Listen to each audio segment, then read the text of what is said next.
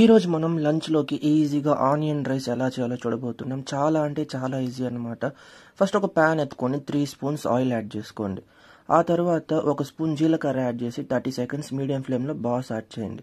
ఇప్పుడు 2 ఆనియన్స్ సన్నని తరుగు, ఒక స్పూన్ అల్లం తెల్లగడ్డ పేస్ట్ యాడ్ చేసి 5 మినిట్స్ మీడియం ఫ్లేమ్లోనే బాగా సాట్ చేయండి.